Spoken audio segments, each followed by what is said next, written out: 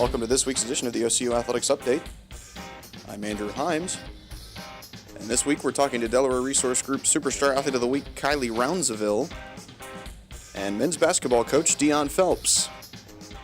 Here on the OCU Athletics Update, we're talking to Delaware Resource Group Superstar Athlete of the Week Kylee Rounsaville, a junior softball player from Yukon, Oklahoma, hit .545 last week with 2 home runs and 12 RBIs as the Stars went 4-0 on the week. And talk about that week, 4 wins, and you were on quite a tear at the plate. Yes, it was a nice game, nice week. You were injured last year. Talk about what it's been like coming back from that injury this year. It's been pretty amazing. You don't know what you're missing until you actually don't get to do it. It was a rough start at the beginning of the season, but as games go on, I continue to pick up skills that I had prior to and thought would be harder to pick up than I have accomplished. So, how did you suffer that injury last year? I actually did it in it was kind of a cooler day in October, and we were at practice, and I was running suicides and just planted and went to go pivot back and just snapped my ACL. That sounds painful. Yeah. I know over the summer you actually served on the grounds crew along with your teammate Danielle Fox at the Redhawks at the Bricktown Ballpark. Yes. Talk about what that's been like. It's a pretty spectacular job. I absolutely love it. I grew up, I've been playing ball for 18 years now, and couldn't ask for anything better. I get to work on a diamond. I get to come here, play on a diamond, go out there, work on a diamond. And not only that, I get to watch guys that play anywhere between AAA up into the Major League Baseball. And I actually pick up stuff that they do and put it into my game, along with it's just nice to just watch baseball. It's one of my favorite sports to watch. So, I know that you have a lot of respect for your coach, Phil McSpadden. What is it that you respect about him? He's a phenomenal coach. He actually studies how each girl works, and he knows the game. He's been coaching for quite a few years now and has quite a record here at OCU, and that is one reason why I came here, was because of how good of a coach he is. And I've talked to girls prior to me coming here, and they absolutely loved him. So he was one person that I couldn't say no to as far as coming here for OCU.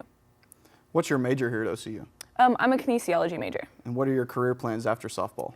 I actually want to go into occupational therapy and work with special education, special needs kids.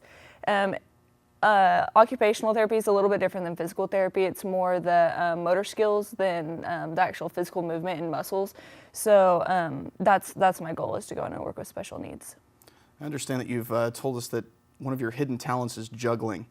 Yes. How did you develop that? What made you want to develop that?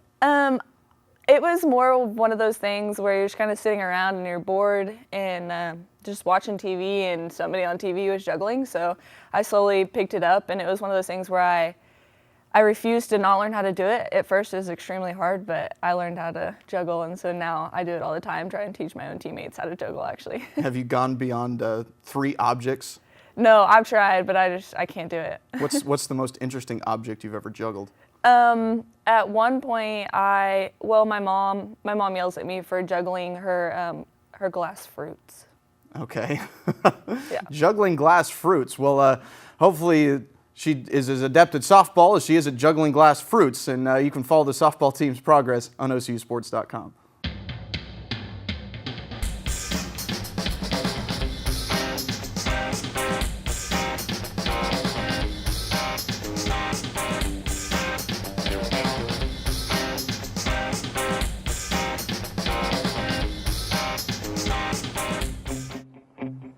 There's a call to be answered. The spirit of competition is still alive inside. The desire still drives. The phrase student athlete has a great ring to it. Lasting friendships are ready to be made. You just want to keep playing. Game on. Learn more at naia.org. Here on the OCU Athletics Update, we're talking to men's basketball coach Dionne Phelps. The Stars coming off a week where they won all 3 of their games last week. And Coach, talk about your week. A lot of big wins there, St. Gregory's, USAO, and on the road at Texas Wesleyan. They were, and all those teams, as you know, are all contenders for being able to make a run in the conference tournament. They're all good. They all had their great nights. We were very fortunate. I mean, each one of those games, we dug in. I thought our guys paid close attention to the scouting report. Those teams that you had mentioned all had high-impact kind of guys on their teams that could score.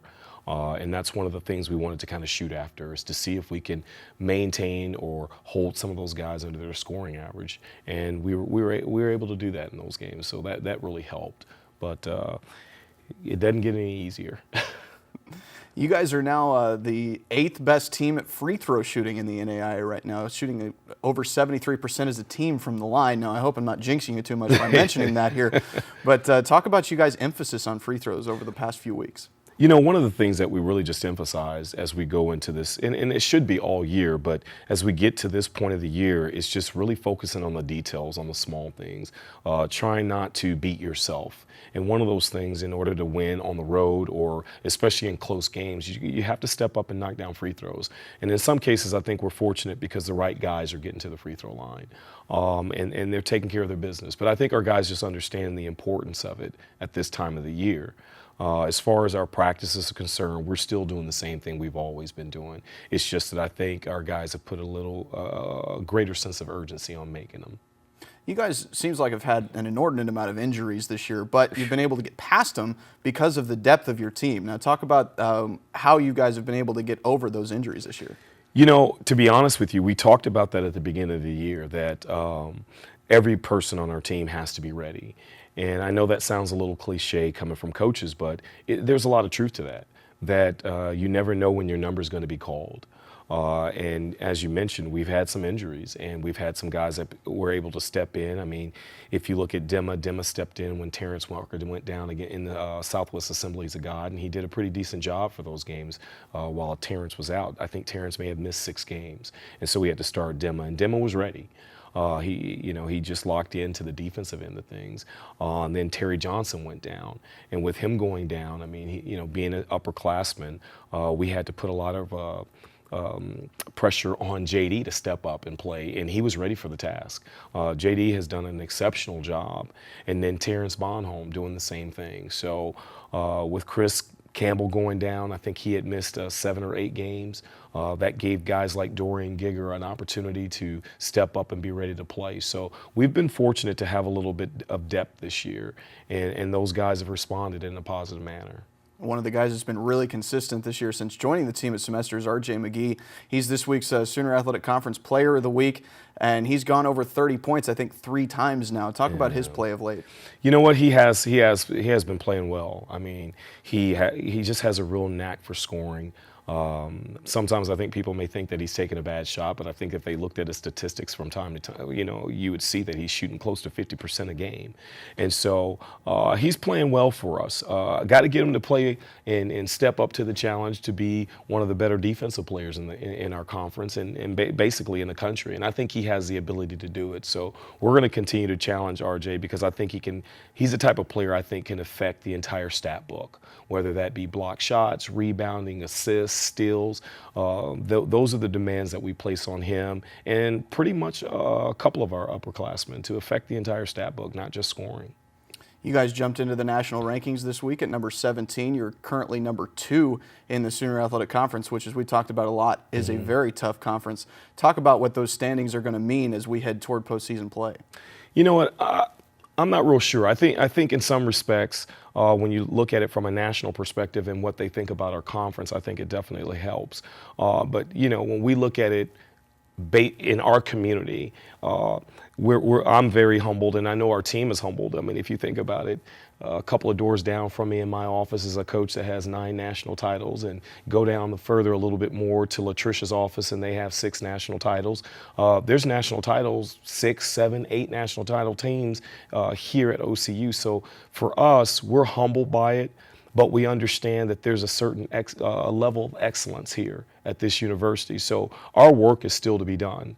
There's great coaches, there's great teams here, and to rest on the fact that we just reached a 17 in the national rankings, in a lot of ways, it's not up to the expectations of this university and the athletic department that we have. So we still have a lot of work to do. But in saying that, we are humbled by the fact that people outside of our program feel that we're in that position, but we're not satisfied with that. And I am excited about the fact that we've played well in this conference, and I think that stands out more than anything because we have great coaches in this league. Every team is tough. Every team has the potential to win not only just a conference championship, but even I think we have the potential in our conference with the teams that are in there. When you look at Southwest Assemblies of God and going into this conference tournament, any of those teams could win the conference tournament, and any of those teams can be a team that's in the national championship game. So I'm really proud of that fact because our guys have stepped up to the challenge of the teams that are within our conference. You talked about team unity being a big key to this team's success. Talk about what that's meant to the team throughout this year.